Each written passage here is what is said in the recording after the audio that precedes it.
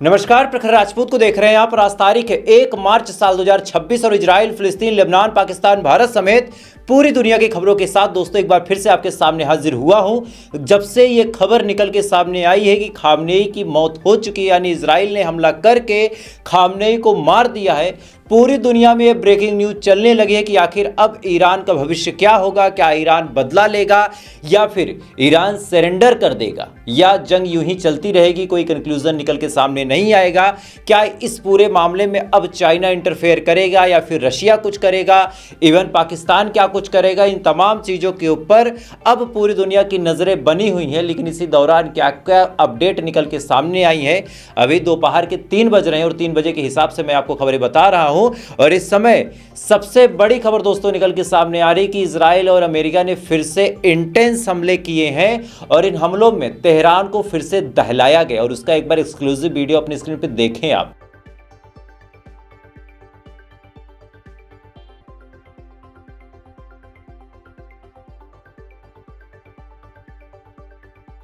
इस वीडियो में दोस्तों आप साफ तौर पे देख सकते हैं कि लगातार इजराइल और अमेरिका हमले कर रहे हैं पलट के। हालांकि आईआरजीसी भी वार कर रहा है, लेकिन अगर आपको साफ तौर पे बताऊं और मैं भी आपको थोड़ा सा अजीब भी लगे कि प्रखर राजपूत लगता है इजराइल और अमेरिका की साइड ले रहे हैं, लेकिन अगर आपको साफ तौर पे बताऊं तो जो ईरान हमला कर रहा है, इस हमले में दुबई को तो नुकसान हो रहा, कतर को नुकसान हो रहा, जॉर्डन को भी नुकसान हो रहा, सऊदी अरब को भी नुकसान हो रहा, लेकिन जितना नुकसान इजराइल को होना था उतना नुकसान इजराइल को नहीं हो रहा। और साथ ही दोस्तों ये भी आप जान लीजिए कि जितना नुकसान हमने एक्सपेक्ट किया था कि अमेरिका को होगा, उतना नुकसान अमेरिका को भी नहीं हुआ है। हाँ, अभी तक रिपोर्ट ये निकल के सामने आई है कि इजराइल में एक महिला की मौत हुई है। बाकी तेल अवीव में एक खतरनाक तस्वीर भी निकल के सामने आई है कि तेल अवीव की इमारतों को और गाड़ियों को जला के ईरान ने खाक कर दिया है। और मैं चाहूंगा कि उसका एक्सक्लूसिव वीडियो आप पहले स्क्रीन पे देख लें।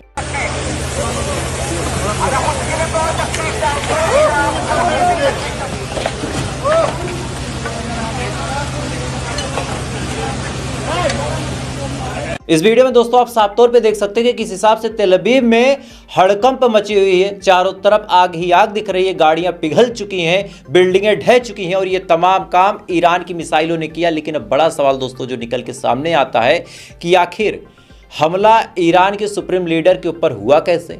दूसरी बड़ी बात यह है कि अगर ये हमला हुआ तो एक ही हमले में, यानी एक ही जगह पर मार के ईरान के इतने लोगों को इजराइल ने कैसे शहीद कर दिया। तो अब इसके बारे में 2-3 बहुत बड़ी अपडेट आई हैं और इन तीनों बड़ी अपडेट को मैं आपके सामने रखूंगा और उम्मीद है ये अपडेट अभी तक आपको किसी भी चैनल पे देखने को नहीं मिलेगी।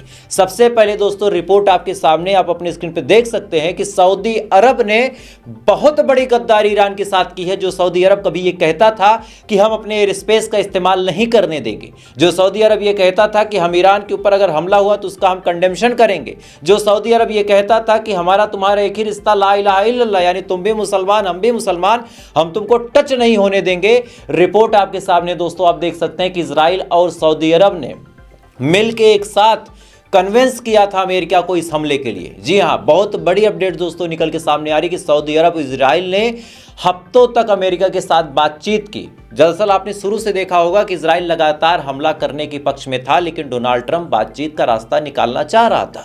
डोनाल्ड ट्रंप बार बार डील करने की बात भी कर रहा था, बार बार धमकी देके कह भी रहा था कि अगर ये वाली डील नहीं हुई तो हम हमला करेंगे। उसके बाद फिर इसने कहा कि अगर ये वाली डील नहीं हुई तो हम हमला करेंगे। लेकिन आपने नोटिस की होगी कि ईरान के ऊपर हमले की पूरी कहानी को जो डोनाल्ड ट्रंप है वो महीनों तक टालता रहा, लेकिन इसके बावजूद भी नहीं टाल सका। चूंकि सऊदी अरब अलग ब्लैकमेल करने लगा, इधर ईरान के खिलाफ इजराइल तो पहले से ही मोर्चा संभाले हुए था। और सऊदी अरब के आपको याद होगा डिफेंस मिनिस्टर ने तो खुले में बयान दिया था कि अगर ईरान के ऊपर आज हमला नहीं किया गया तो आने वाले टाइम में ईरान इतना मजबूत हो जाएगा कि ईरान को मारना इम्पॉसिबल हो जाएगा। और ऐसे हाल में मिडिल ईस्ट में असंतुलन आ सकता है, यानी मिडिल ईस्ट का बैलेंस बिगड़ सकता है। इस वजह से अगर हमला करना है तो आज ही करना होगा। ये बात सऊदी अरब के डिफेंस मिनिस्टर ने वाशिंगटन डीसी में बैठ के बोली थी। और अब सुनिए रिपोर्ट आपके सामने कि इस हमले की पूरी जानकारी सऊदी अरब को थी, इजराइल को भी थी, और जहां तक अब खबरें आई हैं कि मोदी साहब को भी थी। और ऐसा क्यों कह रहा हूं इसके बारे में अभी आपको डिटेल बताऊंगा, लेकिन अभी के लिए आप इतना जानिए कि सऊदी अरब ने बहुत बड़ी गद्दारी की है और साथ ही ईरान में इंटेलिजेंस चूक हुई है। भले ही ये बात लोग एक्सेप्ट ना करें, भले ही लोग अभी भी आपको चने की झाड़ पे चढ़ाएं कि अरे ईरान ने इतने सिस्टम बना लिए हैं, ईरान इतना मजबूत है। आप सोच के देखें कि ईरान के ऊपर इतने बड़े हमले हुए और आज आईडीएफ ने बाकायदा वीडियो जारी करते हुए कहा कि भाई साहब देखिए हमने कैसे 30 बख्तरबंद बमों को गिराया था। उसका छोटा सा 10 सेकंड का वीडियो आप देखें पहले।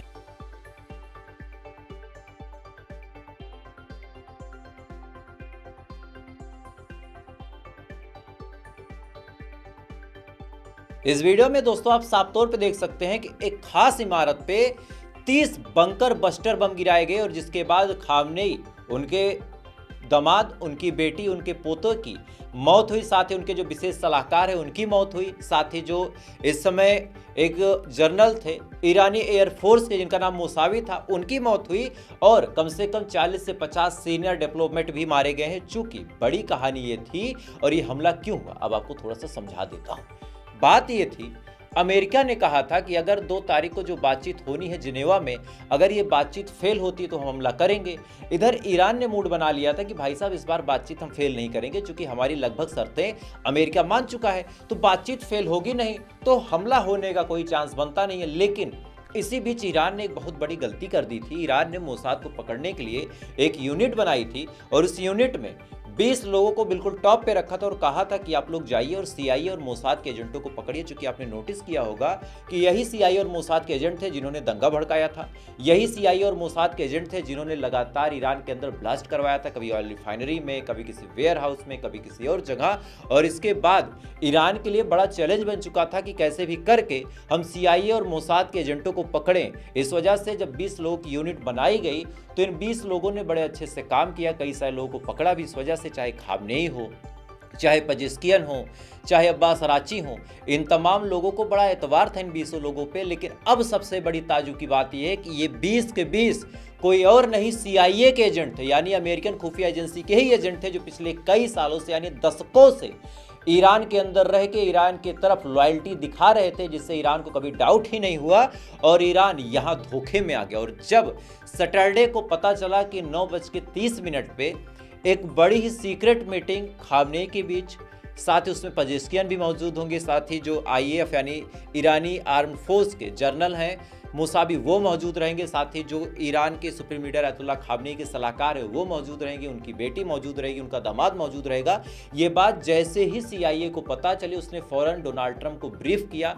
इधर मोसाद को जब पता चला तो मोसाद ने नेतन्याहू को ब्रीफ करके बताया कि भैया बढ़िया मौका है, बल्कि प्लान ये था कि अगर 2 तारीख को बातचीत फेल होगी तो हमला किया जाएगा। लेकिन 1 तारीख को ही 28 तारीख को ही जब ये लग गया कि भैया बढ़िया मौका है, मारा जा सकता है, सारे जो लोग हैं एक ही छत के नीचे हैं, तो आनन फानन में ये प्लान बना। इधर सऊदी अरब ने भी कन्विंस किया और कन्विंस करके डोनाल्ड ट्रंप को कहा कि यही बढ़िया मौका है, अगर खामनेई को हटाना है तो हटा दो, बाद में अगर हमला भी करते हो तो खामनेई किसी सुरक्षित स्थान पे रहेंगे और ऐसे हाल में फिर खामनेई को हटाना इम्पॉसिबल है। दैट्स वाई अमेरिका ने भी परमिशन दी। इसके बाद इजराइल और अमेरिका ने ज्वाइंट ऑपरेशन किया और ज्वाइंट ऑपरेशन में एक बड़ी बढ़त बना ली है। चूंकि साफ तौर पे कहा जाए कि भाई सुप्रीम लीडर का नुकसान हुआ, आपके जो आईएएफ यानी ईरानी आर्म्ड फोर्स के जो मेजर जनरल थे जिनका नाम मुसावी था वो भी शहीद कर दिए गए, साथ ही खामनेई साहब के जो दामाद थे उनको मार दिया गया। तो मतलब बड़ा साफ है कि इजराइल यहाँ पे एक कदम आगे चल रहा है। हालांकि ईरान भी रिएक्ट कर रहा है, लेकिन ईरान के रिएक्शन का जो लेवल है, जो एक उम्मीद थी, उस उम्मीद तक अभी तक रिएक्शन निकल के सामने नहीं है। जैसे 12 दिन की जंग में ईरान ने जो काम किया था, साफ तौर पे अगर आपको बताओ, या फिर ये हो सकता है कि तब केवल एक टारगेट था, आज 9 टारगेट है। दुबई को भी मारना है, इधर सऊदी को भी मारना है, इधर कतर को भी मारना है, इधर बहरीन को मारना है, फिर कुवैत को मारना है, फिर दुबई को मारना है। तो चांसेस ये हैं कि लॉन्चर वही हैं जितने पुराने थे, मिसाइलें ज़्यादा हैं। तो लॉन्चर एक बार में 50 मिसाइल 100 मिसाइल छोड़ रहा है, तो ये मिसाइलें अलग अलग डायरेक्शनों में टारगेट होके जा रही है। इस वजह से जो दुबई है, जो सऊदी है, जो कतर है, इवन जो बहरीन है, कुवैत है, ये तो ठीक ठाक तरीके से मार खा रहा है। लेकिन इजराइल में साफ तौर पे बताऊं, जो उम्मीदें थी उतना नुकसान इजराइल को नहीं हुआ है। और इसका सबसे बड़ा रीज़न ये है कि ईरान इस समय सदमे में है। ईरान के जो लोग हैं सड़कों पे उतर चुके हैं। ईरान के जो लोग हैं वो आंखों में आंसू लेके रो रहे हैं, प्रोटेस्ट कर रहे हैं। पूरा का पूरा ईरान खामनेई के गम में डूबा हुआ है। और उसकी एक छोटी सी तस्वीर मैं आपको दिखाता हूँ।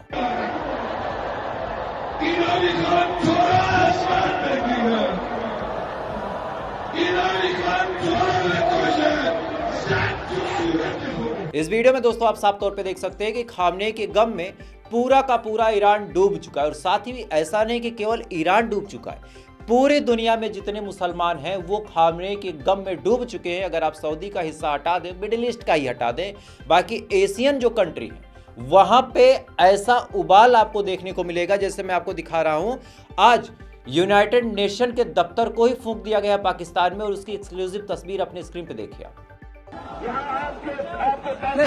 आग लगाए, मेरे ख्याल में आग लगाए उधर। ये आपको बराह रास्त दिखा रहे हैं, शायद यूएन ऑफिस को आग लगा दिया गया है। ये आपको दिखा रहे हैं इस वक्त स्कर्दू में यूएन ऑफिस को आग लगा दिया गया है। ये अमेरिकी, अभी यहाँ पे ऐलान हुआ था कि अमेरिका के जो भी मफादात होंगे उनको आग लगाएंगे। यहाँ पर आप देख सकते हैं स्कर्दू में यूएन ऑफिस को इस वक्त जो है आग लगा दिया गया है। अमेरिका के मफादात को आग लगाना शुरू हो गया है, यूएन ऑफिस को आग लगा दिया गया। आपको इस वक्त बराह रास्त हम दिखा रहे हैं, स्कर्दू में यूएन ऑफिस को आग लगा दिया गया है और यहाँ पर ऐलान हुआ था कि इस वीडियो में दोस्तों आप साफ तौर पे देख सकते हैं कि कैसे भीड़ ने यूनाइटेड नेशन के दफ्तर को फूंक दिया। क्योंकि किसी देश पे हमला करके उसके सीनियर डिप्लोमेट को मारना, 65 मासूम बच्चों को मारना, सैकड़ों सिविलियनों को मार देना, और ये इंसाफ नहीं, ये कोई लड़ाई भी नहीं है, ये कमीनापन है, ये शैतानी है। और ये काम इजराइल और अमेरिका ने किया है और इस पे यूनाइटेड नेशन ने केवल कंडेम्ड किया। यूनाइटेड नेशन ने कहा कि यार ये जो हमला था ये हमला गलत है, ऐसा हमला नहीं होना चाहिए। बहरहाल यूनाइटेड नेशन का दफ्तर फूंका ही गया था। इसी दौरान पाकिस्तान के कराची से भी रिपोर्ट निकल के सामने आ रही कि वहां पे जो अमेरिका की एम्बेसी है उसको भी फूंक के उस पे हमला किया गया है, और उसकी एक्सक्लूसिव तस्वीरें अपनी स्क्रीन पे देखिए आप।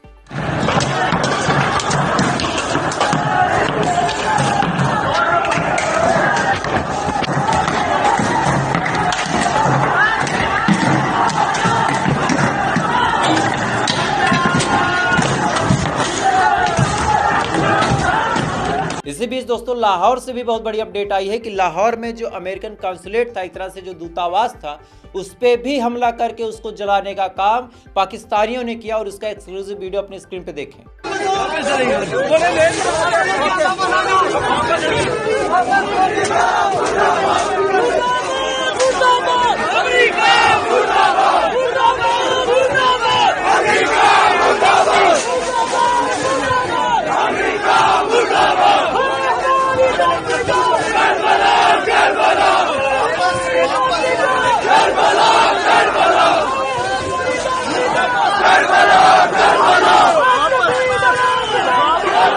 इस वीडियो में दोस्तों आप साफ तौर पे देख सकते हैं कि किस हिसाब से जो लोग हैं वो नाराज है। और इस पूरे मामले में सबसे ज्यादा कोई बुरा फंसा है दोस्तों तो पाकिस्तान फंसा है, क्योंकि पाकिस्तान में जो शहबाज शरीफ हैं, जो आसिम मुनीर हैं, वो अमेरिका के बड़े खास बनते हैं। और आज पाकिस्तान के अंदर ही आप देखें तो एम्बेसी फूंक दी गई। तो ऐसे हाल में अब शहबाज शरीफ और आसिम मुनीर की मुसीबतें भी बढ़ेंगी और इधर भारत के लोगों की भी मुसीबतें बढ़ रही हैं। और ये बात आपको कोई भी बोलने की हिम्मत नहीं करेगा, कोई नहीं करेगा।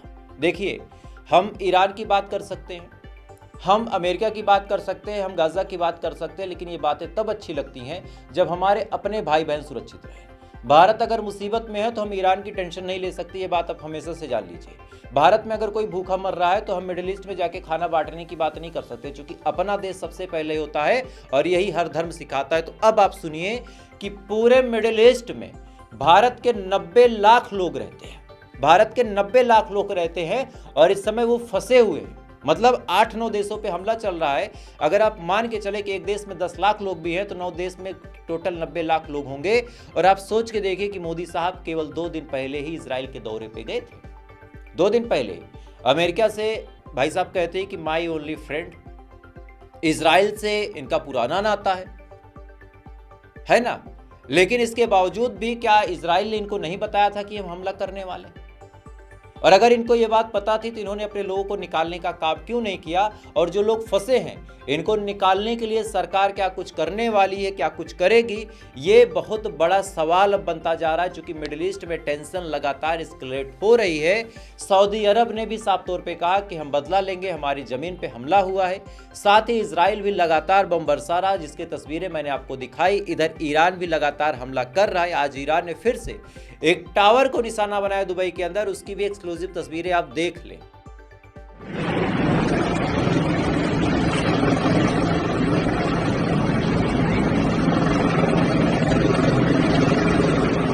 इधर दोस्तों खामनेई की मौत के बाद कश्मीर में, भारत के कश्मीर और साथ ही भारत के अलग अलग हिस्सों में भी जबरदस्त उबाल देखने को मिला है और वो वीडियो भी मैं चाहूंगा कि एक बार आप देखें जरा।